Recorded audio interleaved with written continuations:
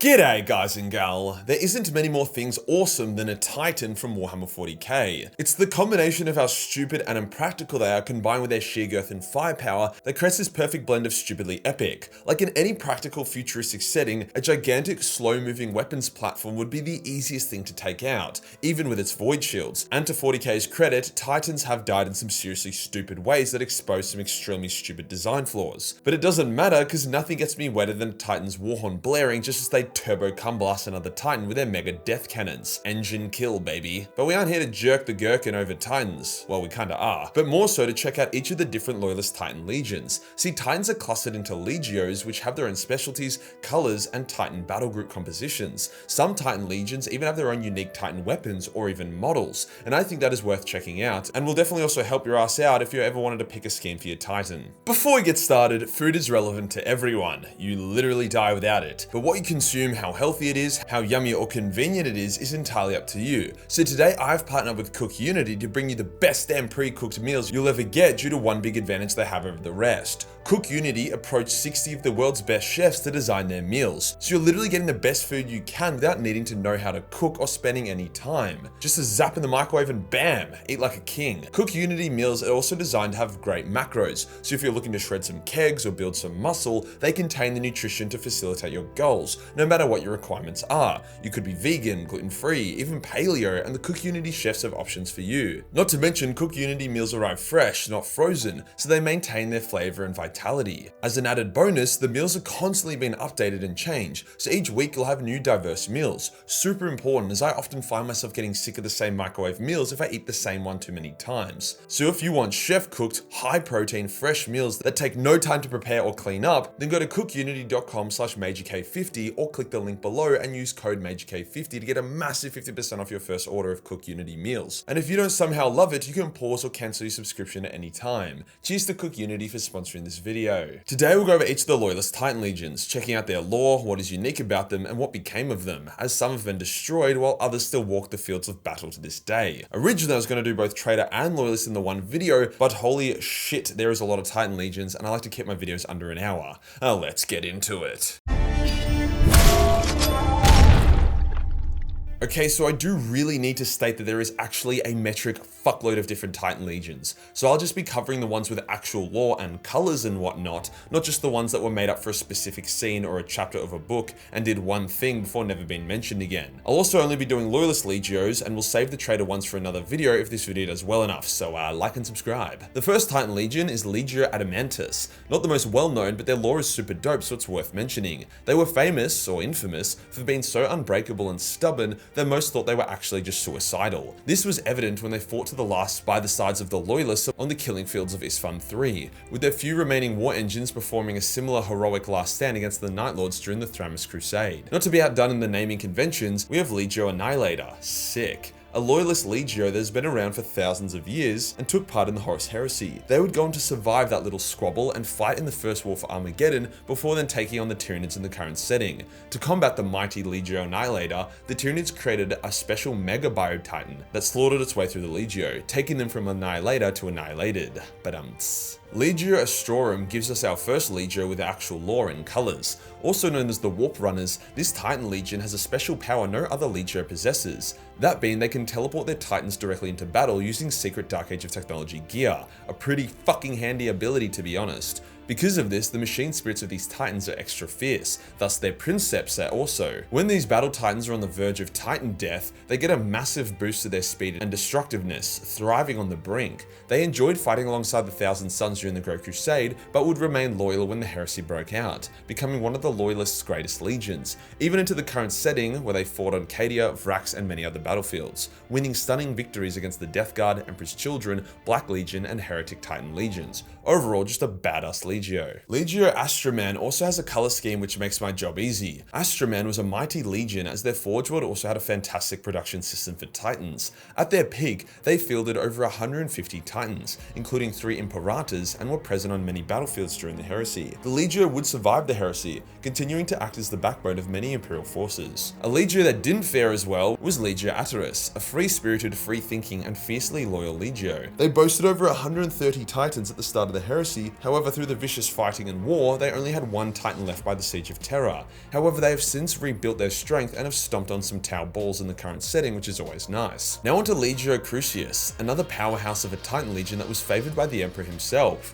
He chose them to garrison Molech, one of the most heavily defended Imperial worlds, in which Horus had to get Mortarion and Fulgrim to help him take it, and even then he almost nearly died. Crucius's Imperator Titan, Paragon of Terra, was the backbone of the Imperial force and was slaughtering enemy Titans, until an act of treachery, puppeted by Fulgrim, saw it laid low in a dishonourable way. However, the Legion would survive into the current setting, taking part in the Baghdad War. Next up is Legio Defensor, also known as the Nova Guard. This Legio was highly religious, influenced by serving alongside the Wordbearers during the Crusade as they became obsessed with the Legio Divinitatis. This made them quite fanatical and zealous in their pursuit of war, with Nova Guard Titans being known to be completely fearless and almost overly aggressive in destroying heretics. When the heresy broke out, they maintained their loyalistness and faith, using almost 90 Warlord Titans to great effect. They were one of the main Loyalist Titan legions in the battle for Beta Garmin, however most of their engines would fall here, with only a handful around to help defend Terra. Legio Destructor is hilarious, also known as the Steel Beasts. Some say that this is the largest Titan legion in the current setting, with over 100 active Titans. Remember, a lot of Legios used to have over 100, but a fucking shitload of Titans died during the heresy, like thousands, so very few have come close to that number these days. This Legio is in constant war with the Orcs, which has actually changed them, making them significantly more savage and warlike than a normal Legio. Even the Orcs have been on getting creeped out by these guys, especially since the Legio outfitted all their Titans with massive speakers, which constantly blurred out, "Big death, big death, big death," a war cry that even surprised the fabricated general of Mars himself. Awesome. Legio Fortidus was an old and proud Legio with close ties to Mars. However, they were to remain loyal during the heresy, hence many of their Titans were ambushed during the Schism of Mars, destroying them. The surviving Titans on Mars went on a rampage, causing as much damage to the traitors as possible.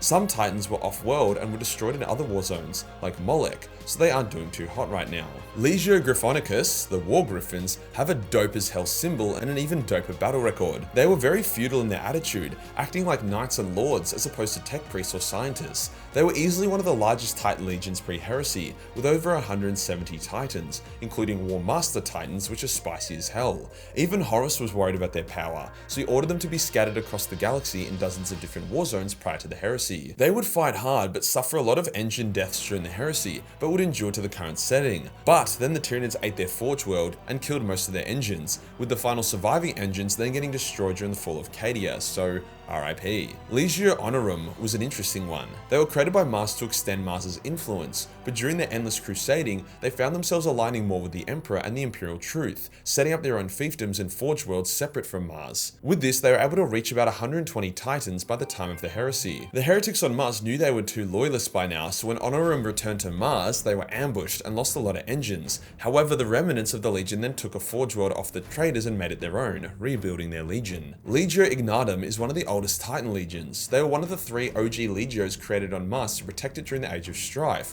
alongside Mortis and Tempestus. With how old it was, there is no surprise that Ignitum fielded over 200 Titans prior to the heresy, most of which being warlords. They fought in a fuckload of heresy-era battles, however they maintained enough strength to have a large battle group protecting Terra during the siege, being the main loyalist Titan force present there. They endured to this day, taking part in the Scouring, the War of the Beast, and the 13th Black Crusade, amongst many others. Legio Invigilata is a name you probably might have heard, as that was the Titan Legion that stood by Reclusiarch Grimaldus during the Siege of Hell's Reach. They fought to the bitter end against the endless Orc horde, with their depleted Imperator finally falling to the Orc Mega Gargant. 14 out of its 19 Titans died in the defense of Hell's Reach. Legio Lysander was like the Ultramarines of the Titan Legions. They're extremely cool, calm and collected, which set them apart from 99% of other Titans, which also made sense as they fought alongside the Ultramarines. They would eventually lose their cool as they were forced to retake Loyalist worlds, witnessing the true evil of Chaos firsthand. Legio Magna, aka the Flaming Skulls, have probably the coolest paint scheme I've seen.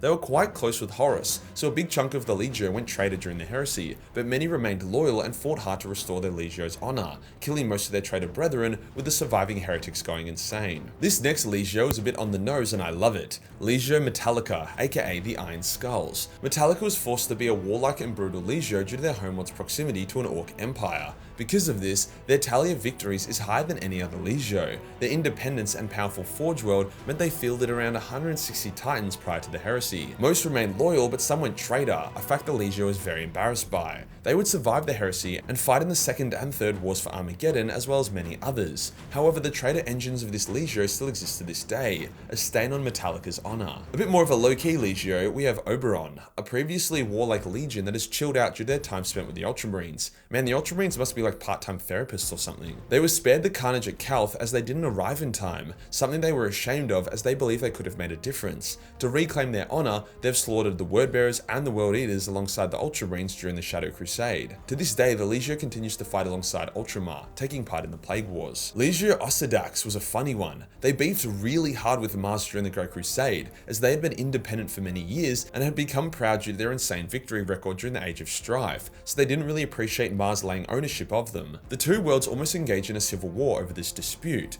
During the heresy, the traitors on Mars specifically hated Ossidax for their insolence and targeted them with hacking and terrorist attacks. However, Ossidax would endure and fought hard during the heresy, surviving into the current setting. Legio Pallidus Mor, aka the Pale Riders, were an interesting one. The battle doctrine was very solemn and depressing. They did not believe in honor and glory, only duty. Death in battle was an inevitability, but they embraced it as a part of their role in the universe. Victories not to be celebrated, only studied. Because of this pretty emo approach, a traitor Legio thought they could corrupt Pallidus Mor. Pallidus Mor was extremely offended that they could be considered to be corruptible, hence destroyed the traitor Legion's Titans with extreme prejudice. Those who put duty above all else very rarely fall to chaos. Now onto a very spicy Legio. We have the Ordo Sinister. This Legio was a secret superweapon controlled directly by the Emperor. They were the only Legio to field the Psi Titans, warlord Titans that were psychic and could access psychic abilities mid-battle, which as you can imagine is overpowered as fuck for a Titan. Only 25 Psi Titans were created, with many being destroyed during the Siege of Terra after killing many times their number in traitor Titans. A Psi Titan was strong enough that it could make a hostile world compliant by itself. These were also the living nightmares of the Eldar, who saw them as abominations just as bad as Slanesh herself. If you are looking for some representation in Warhammer 40k, Legio Solaria is your gal. This Titan Legion was founded by a woman who qualified to be a knight, but they wouldn't let her be one, so she exiled herself and founded her own Titan Legion as you do. All of her Titan princeps were women, which caused them to engage in a different sort of battle doctrine, fighting with emotion and embracing pride and honor. This actually worked as their Titan kill-death ratio was one of the best out of all the Legios. Most of them died during the heresy, however a few survived and continued to spread feminism via turbo blasting the shit out of the bad guys. Legio Tempestus was one of the OG Titan Legions. They were honorable and brave, with a large chunk of them returning to Mars to refit. When Mars became Heretic Town, Legio Tempestus remained true to the Emperor and was one of the only loyalist intact Legios remaining on the Red Planet. They rallied with the remaining loyalists to defend the Magma City, the last stronghold of the loyal Mechanicum elements. They faced off against a much larger Legio Mortis and actually managed to kill every single engine in their battle group except Mortis's Imperata. Tempestus died as heroes on that day, punching way above their weight and doing an insane job. However, tragically, the majority of Tempestus that was off Mars and scattered across the galaxy declared for Horus. It's just a good thing that the true sons of Tempestus died before they saw what became of their Legio. Legio Venator was actually unique in the way that it originally rejected the Imperium's offer for unity and it fought against the Imperium, causing Titan battles to occur during the Great Crusade. Venator was defeated and submitted.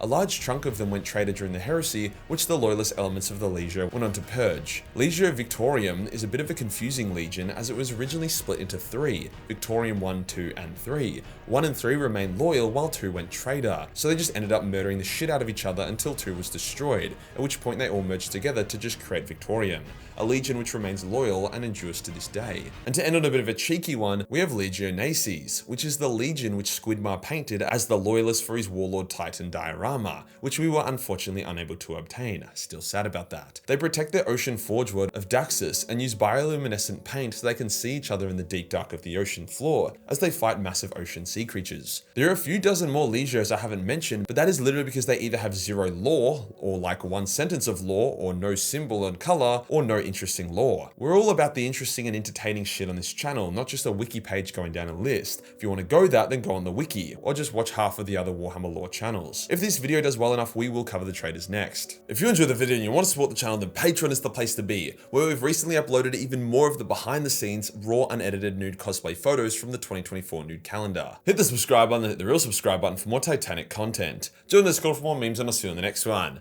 Peace. God.